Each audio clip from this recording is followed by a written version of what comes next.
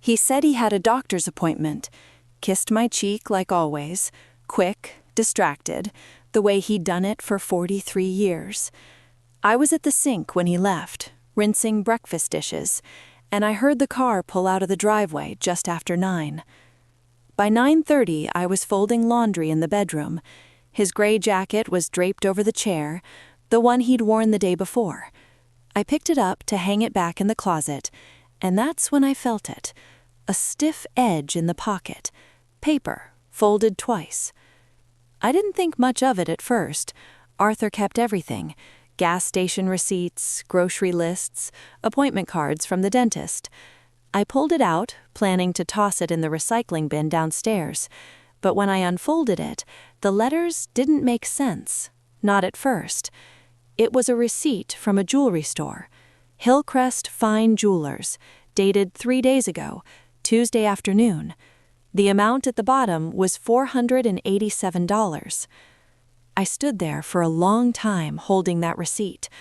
Arthur hadn't bought me jewelry in years, not since our 30th anniversary, when he'd surprised me with a silver bracelet I still wore most days. I looked down at my wrist. The bracelet was there. So what had he bought, and why hadn't he mentioned it?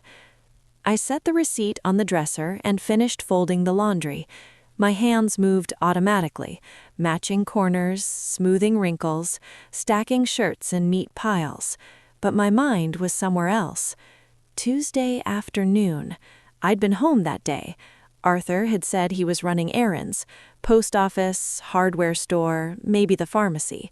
He'd been gone 2 hours, long enough, I supposed, to stop at a jewelry store. But why keep it a secret? By the time I carried the laundry downstairs, I'd already started making excuses for him. Maybe it was a birthday gift. My birthday wasn't for another 4 months, but Arthur liked to plan ahead. Or maybe it was for our granddaughter, Emma. She'd just graduated college. A nice watch, perhaps, or a pendant, something to mark the occasion. That made sense. That was the kind of thing Arthur would do.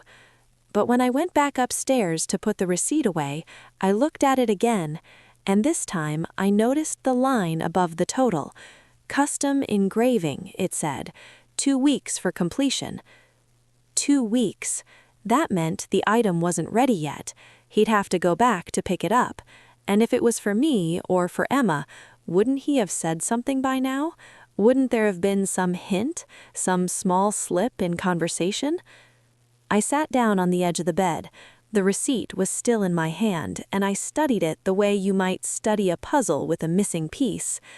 The store's address was printed at the top: Hillcrest Fine Jewelers, 2240 Westmont Avenue. I knew that area. It was on the other side of town, near the country club where Arthur played golf on Thursdays, not far from the medical plaza where his doctor's office was. Except Dr. Brennan's office wasn't in that plaza. Dr. Brennan's office was downtown, in the old brick building near the library. I'd been there with Arthur a dozen times over the years. Routine checkups, blood work, the occasional prescription refill. I knew exactly where it was, and it was nowhere near Westmont Avenue. I set the receipt down and pressed my palms flat against my knees. My chest felt tight, the way it does when you're trying to hold your breath underwater. I told myself I was being ridiculous. There could be a dozen reasons Arthur had gone to a jewelry store, a dozen reasons he'd kept it to himself, but I couldn't think of a single one that made sense. When Arthur came home that afternoon, I was in the kitchen making tea. I heard the front door open, heard his keys land in the ceramic dish on the hall table. He came into the kitchen smelling like antiseptic and something faintly medicinal, the smell of a doctor's office. He kissed my cheek again, same as the morning, and asked if there was any lunch left. I made him a sandwich while he washed his hands at the sink. He talked about the appointment, how Dr. Brennan had said his blood pressure was good, how they'd scheduled a follow-up for 6 months out. He ate standing at the counter, the way he always did when he was in a hurry. I watched him chew, watched him glance at the clock, watched him drain his glass of water in 3 long swallows, and I didn't say a word about the receipt.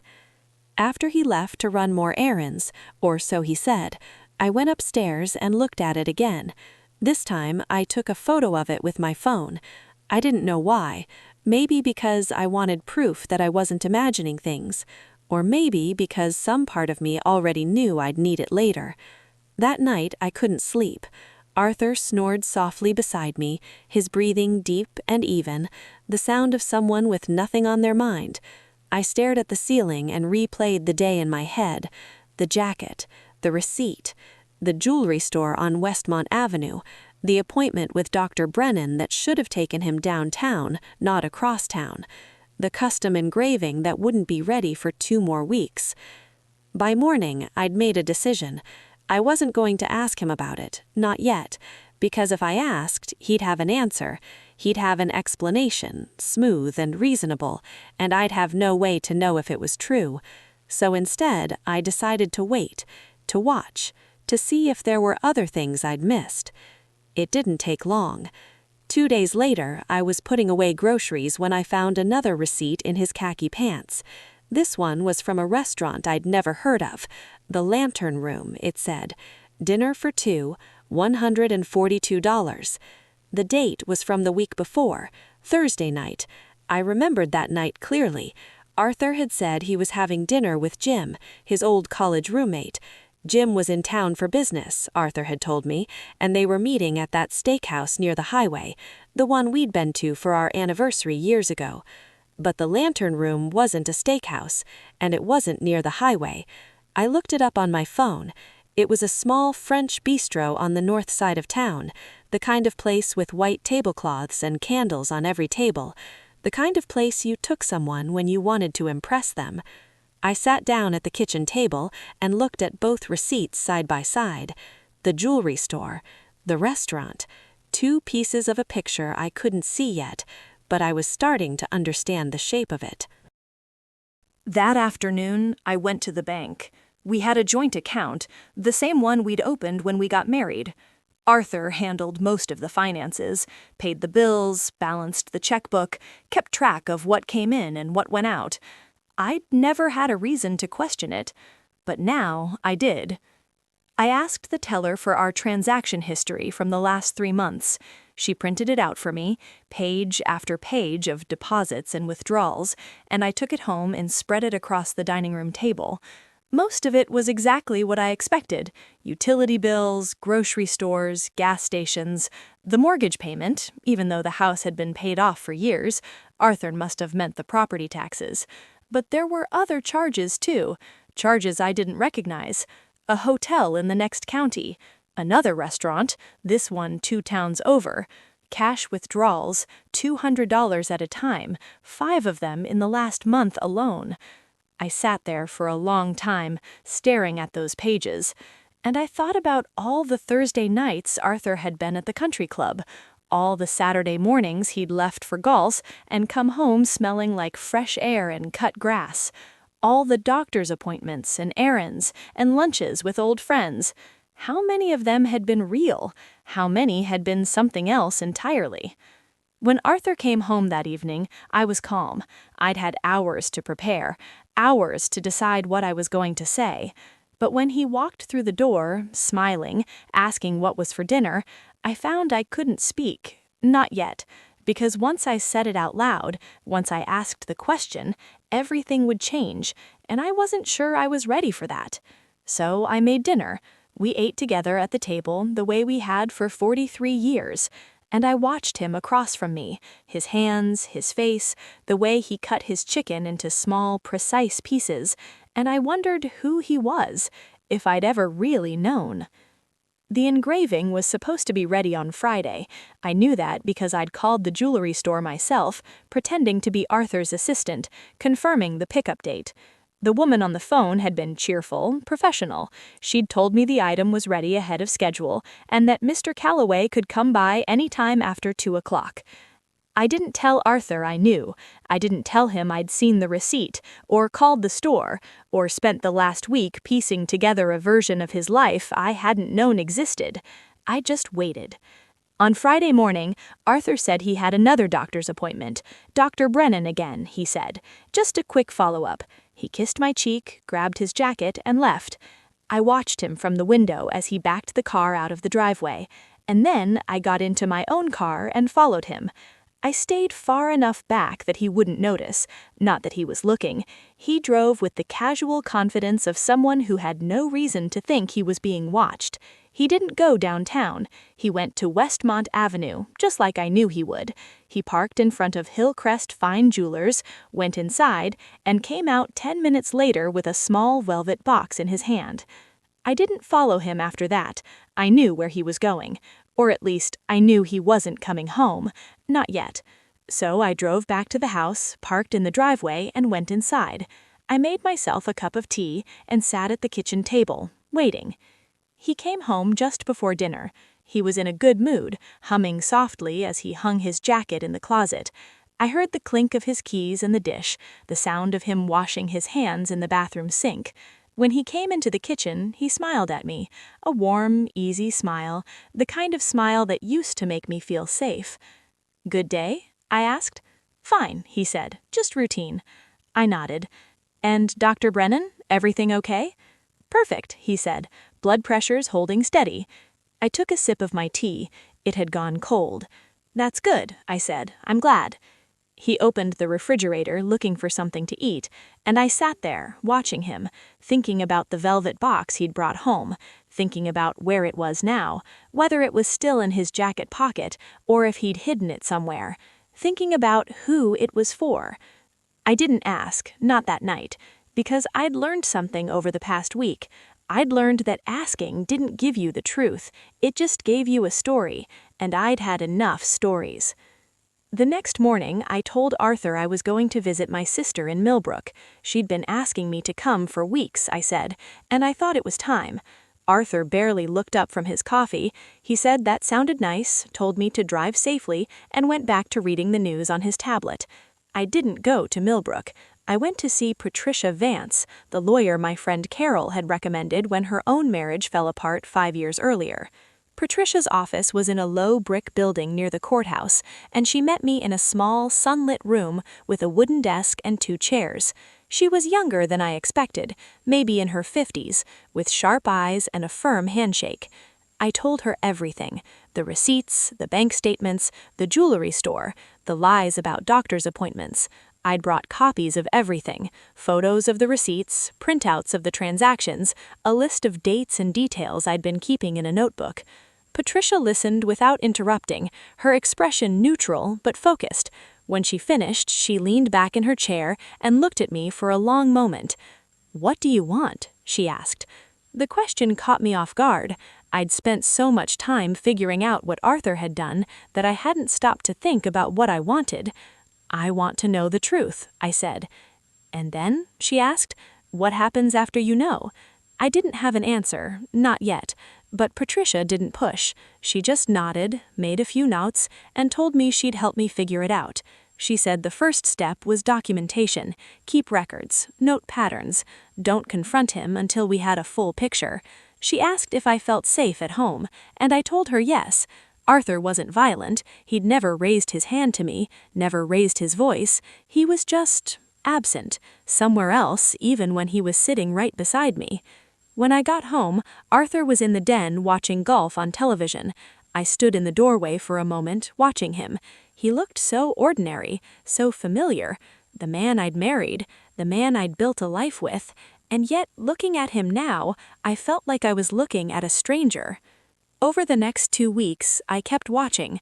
I found more receipts, more charges on the credit card, a second visit to the lantern room, another cash withdrawal, a hotel room booked for a Saturday night, the same Saturday Arthur told me he was going to a conference in the city.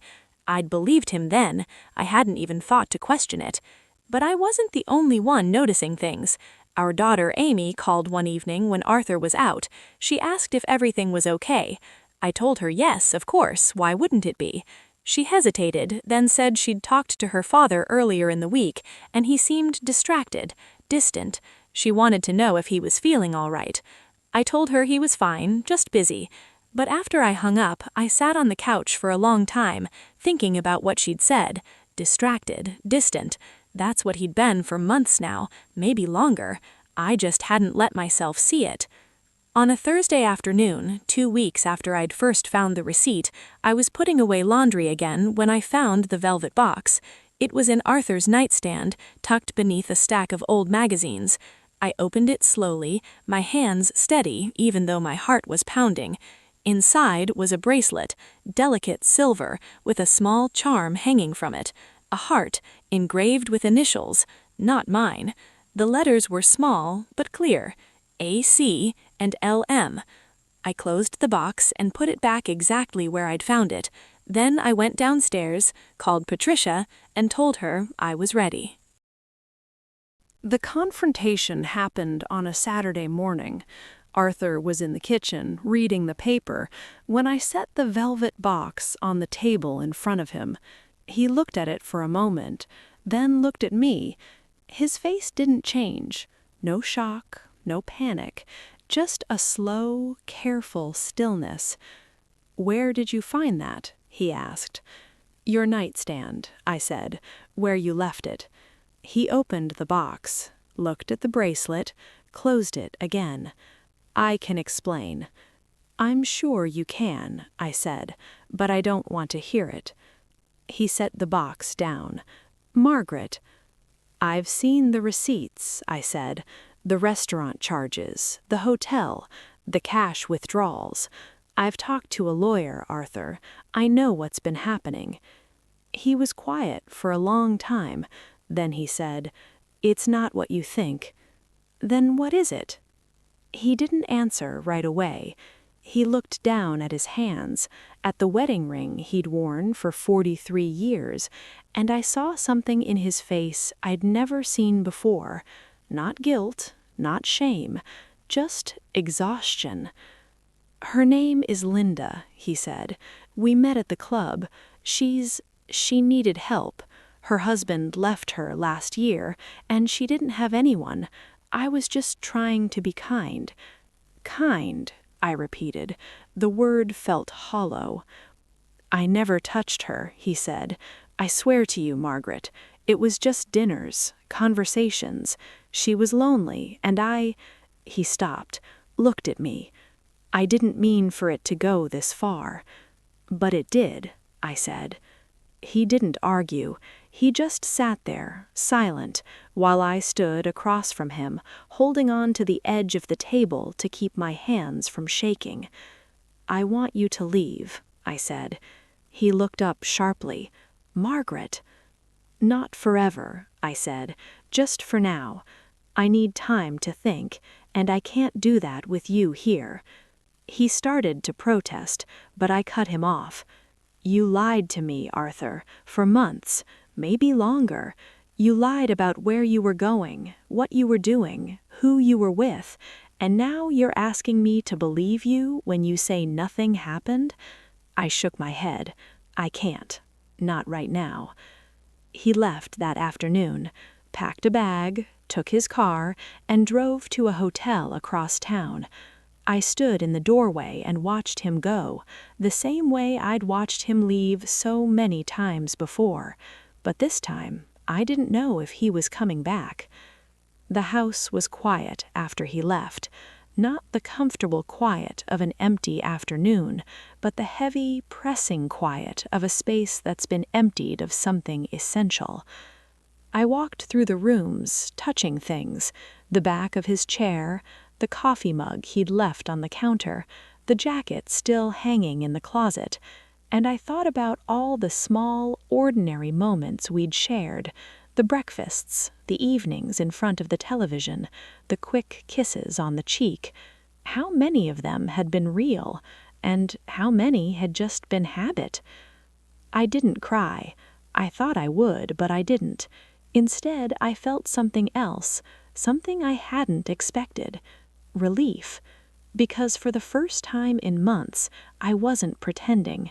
I wasn't making excuses or convincing myself that everything was fine, or swallowing my doubts to keep the peace. I was just here, present, awake, and it felt like breathing after holding my breath for too long. Patricia called that evening to check on me. I told her what had happened, and she listened without judgment. Then she asked the question I'd been avoiding. "What do you want to do now?" I thought about it for a long time before I answered. "I want to know if I can trust him again, and if I can't, I want to know that too." She told me that was fair, that it was okay to take my time, that there was no rush, no deadline, no right or wrong answer, just whatever felt true. Arthur called the next day, and the day after that. He asked if we could talk, if he could come home, if there was anything he could do to make this right. I told him I wasn't ready yet, that I needed space, that I'd let him know when I was. And I did need space. Space to think, space to remember who I'd been before I'd become someone's wife, someone's mother, someone's caretaker. Space to figure out what I wanted, not what I was supposed to want. I started small. I went to lunch with Carol, the friend who'd recommended Patricia. I joined a book club at the library. I planted new flowers in the garden, bright red geraniums that bloomed even in the late summer heat. I rearranged the furniture in the living room just because I could, and every day I felt a little more like myself. Arthur kept calling, kept asking to come home, and eventually I let him, but not to stay, just to talk. We sat across from each other at the kitchen table, the same table where we'd eaten thousands of meals together, and he told me the whole story. About Linda, about how he'd felt invisible, unneeded, like his life had shrunk down to nothing but routines and responsibilities, about being with her had made him feel seen again. I listened, and when he finished, I told him the truth, that I'd felt invisible too, that I'd spent years making myself smaller, quieter, more accommodating, because I thought that's what marriage required, that if I just kept the peace, kept things smooth, kept him happy, everything would be okay. But it wasn't okay, and I wasn't sure it could be again. He asked if I wanted a divorce. I told him I didn't know yet, that I needed more time, that maybe eventually we could figure out a way forward, or maybe we couldn't. But either way, I wasn't going to decide out of fear or guilt, or the belief that staying was the only option. I don't know how this story ends yet. Maybe Arthur and I will find our way back to each other. Maybe we won't. But what I do know is this: I'm not afraid anymore. Not of being alone, not of starting over, not of the truth, whatever it turns out to be. Because I've learned something in these last few weeks, something I should have known all along, that peace isn't the same as silence, that love isn't the same as loyalty, and that sometimes the bravest thing you can do is stop pretending everything is fine and admit out loud that it's not. If stories like this resonate with you, you may want to stay with this channel. I'm still here, still standing, still figuring it out, and for the first time in a long time, that feels like enough.